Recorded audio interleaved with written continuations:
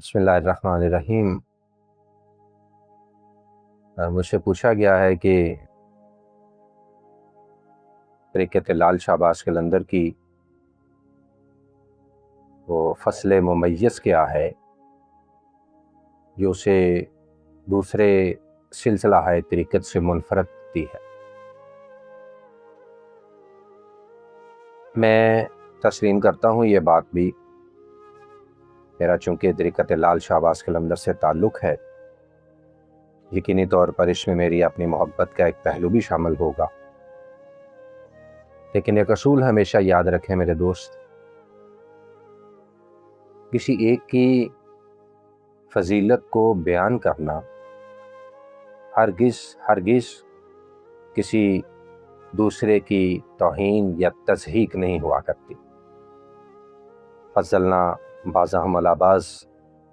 اللہ بادشاہ جی کے اصولوں میں بھی شامل ہے، لیکن اس کا ہرگز مطلب اللہ بادشاہ جی کسی ایک کی فضیلت کو بیان کر کے اس فضیلت کے ذریعے سے دوسرے کی تضحیق مقصود نہیں ہوتی۔ اگر آپ صلی اللہ علیہ وآلہ وسلم کو باقی انبیاء پر فضیلت دی گئی ہے تو یہ افضلیت یا ہرگز اس کا یہ مطلب نہیں ہے کہ معاذ اللہ کسی صورت بھی دوسرے انبیاء کو کمتر سمجھا جا رہا ہے۔ بہتر ہونا ایک الگ بات ہوتی ہے، ایک منفرد بات ہوتی ہے، لیکن کسی ایک صلاحیت کا یا کسی ایک چیز کا دوسرے میں بہتر ہونے کا مطلب دوسروں میں اس چیز کی کمی ہونا تو ہو سکتا ہے، لیکن مکمل طور پر انہیں اگنور نہیں کیا جا سکتا کہ ان میں کمی نہیں آ سکتی کسی صورت کی۔ حالانکہ اللہ جی نے پھر اس بات کو، اس خیال کو ذہن میں رکھتے ہوئے کہ لوگوں کے ذہن میں یہ بات آ سکتی ہے، تو لا نفرق بین احد من رسل کا اصول بھی دے دیا کہ بالکل کسی ایک رسول میں بھی تفریق نہ کرنا کسی صورت بھی۔ لیکن فضلنا بعضهم علی بعض کی جیسے میں نے بات کی ہے، یہ بھی خدا ہی کا اصول ہے کہ وہ کسی کو کسی پر فضیلت دے دیا کرتا ہے۔ اب اگر طریقت لال شہباز قلندر کی انفرادیت کی بات آئی تو میں یہاں ایک چھوٹا سا اصول پیش کرنا چاہوں گا۔ فقیر، درویش سے صوفی کہہ لیں، اللہ والا، یہ ساری میں فقر کے حوالے سے بھی بات کر چکا ہوں کہ ساری کی ساری وہ اسی ایک موصوف کی بات ہو رہی ہے جو ان تمام تر صفات سے متصف ہوتا ہے۔ یہ فقیر کے ہی سارے پہلو ہیں، خواہ اسے صوفی کہا جائے، اسے درویش کہا جائے، اسے مرشد کہا جائے، اسے فقیر کہا جائے، اسے اللہ والا کہا جائے، اسے عارف باللہ کہا جائے، تھوڑے تھوڑے مفاہیم کے ساتھ شخصیت تبدیل نہیں ہوتی، اس کی عرفان کی سٹیجز کا آپ کہہ سکتے ہیں کہ مختلف نام لے دیے جاتے ہیں۔ اب چونکہ فقیر اللہ والا بھی ہوتا ہے، اگر دیکھا جائے تو اس دنیا میں اللہ کا نمائندہ ہوا کرتا ہے، خدا کا پیغام دنیا تک پہنچاتا ہے، تو پھر اصولی طور پر جیسے میں پھر ایک مثال یہاں دینا چاہوں گا کہ اللہ کے نمائندے کس طرح ہوتے ہیں۔ اللہ بادشاہ جی اپنے آپ کو، یعنی قرآن مجید کی ابتدا ہی نہیں کہ ہمیں حکم دیا کہ الحمدللہ رب العالمین، تمام حمد و ثنا ہے اس رب کی جو عالمین کا رب ہے۔ اب آپ نے دیکھا کہ اللہ بادشاہ جی نے صرف اپنے آپ کو مسلمین کا رب نہیں کہا، اپنے آپ کو صرف مومنین کا رب نہیں کہا، بلکہ اپنے آپ کو کہا ہے رب العالمین۔ اب جو بھی خدا کا نمائندہ، اللہ کا نبی اس دنیا میں تشریف لے کر آئے، میں آپ صلی اللہ علیہ وآلہ وسلم کی بات ہی کر لیں، پھر آپ کے لیے بھی حکم آ جاتا وَمَا أَرْسَلْنَاكَ إِلَّا رَحْمَةً لِلْعَالَمِينَ، ہم نے نہیں آپ کو بھیجا مگر عالمین کے لیے رحمت بنا کر۔ یہاں اللہ بادشاہ جی یہ نہیں کہا کہ ہم نے آپ کو مومنین کے لیے رحمت بنایا ہے، ہم نے آپ کو مسلمین کے لیے رحمت بنایا ہے، کیونکہ اللہ جی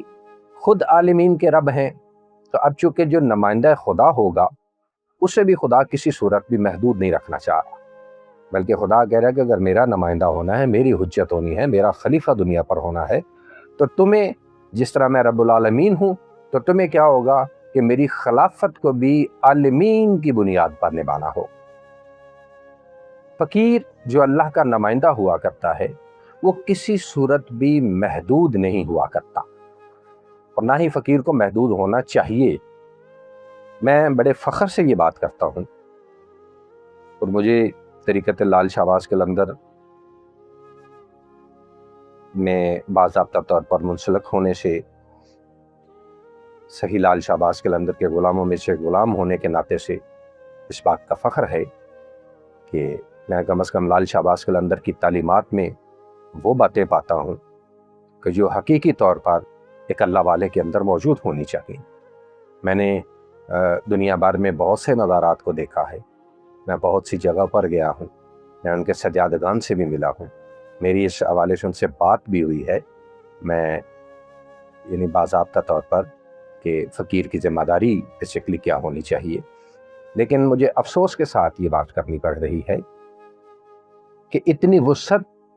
کسی باقی تمام سلاسل میں نے نہیں دیکھی ہے۔ اگر میں فضیلت کی بات کروں اس حوالے سے، میں پھر یہ بات کروں گا کہ میرا یہ مقصد کسی کی توہین یا تصحیح اس میں مقصود نہیں ہے، اور یوں آپ یہ کہہ سکتے ہیں کہ میری یہ بات دعوت فکر بھی ہے ان لوگوں کے لیے کہ اگر وہ ایسا نہیں کر پا رہے اور اپنے آپ کو اللہ والا بھی کہتے ہیں تو انہیں خدارا اس بات کو سمجھنا چاہیے، انہیں اور کوئی نہیں تو کم از کم حجت الوداع کے موقع پر حضور صلی اللہ علیہ وآلہ وسلم کے ان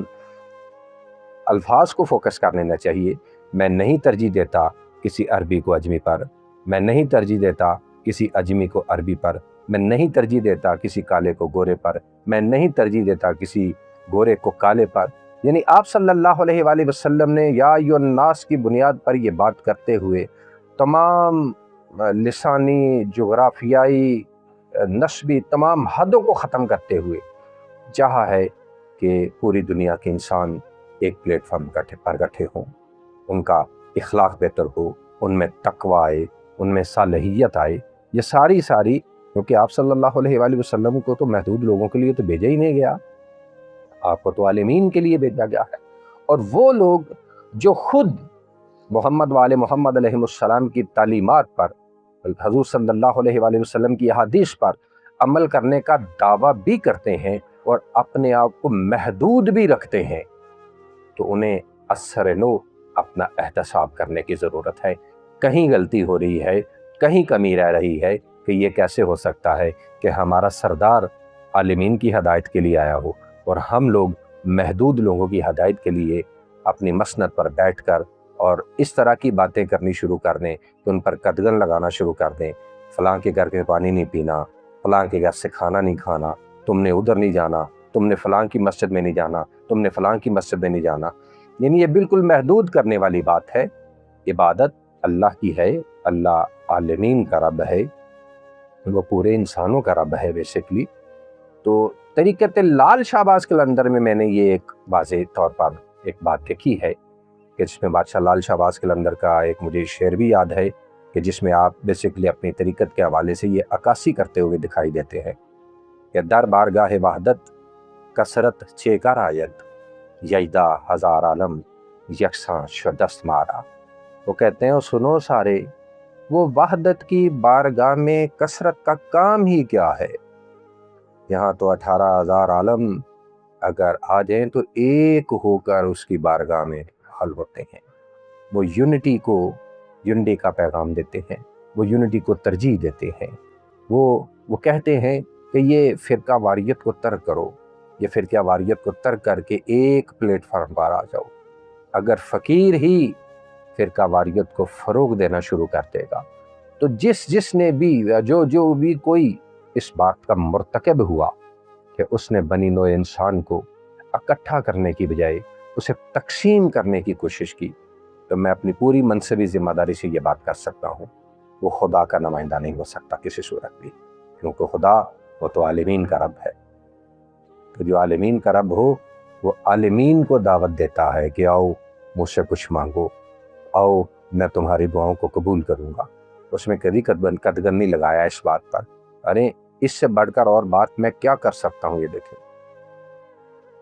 اس عالمین کے رب کے دامن میں وسعت تو دیکھیں ذرا، وہ راندہ ہوا ابلیس اگر یوم یبعثون تک کی مہلت کی دعا وہ کرتا ہے تو خدا اس کی دعا کو رد بھی نہیں کرتا۔ آپ دیکھیں کہ خدا صرف یہ نہیں کہہ رہا کہ مجھ سے دعا مانگنے حق صرف مومنین کو ہے، خدا کے حق صرف مسلمانوں کو رزق دیتا ہے؟ کیا مومنین کو رزق دیتا ہے؟ کیا اولادیں صرف مسلمانوں کو مل رہی ہیں؟ کیا مومنین کو مل رہی ہیں؟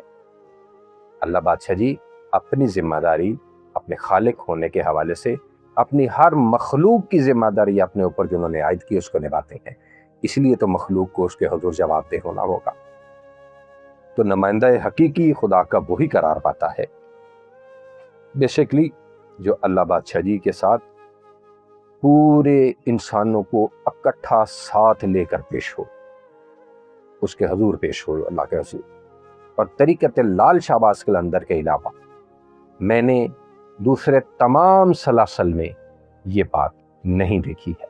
اور اسی لیے میں سمجھتا ہوں کہ یہ لال شہباز قلندر کی طریقت کی انفرادیت ہے کہ وہاں نہ یہ کہ صرف تمام مکاتب فکر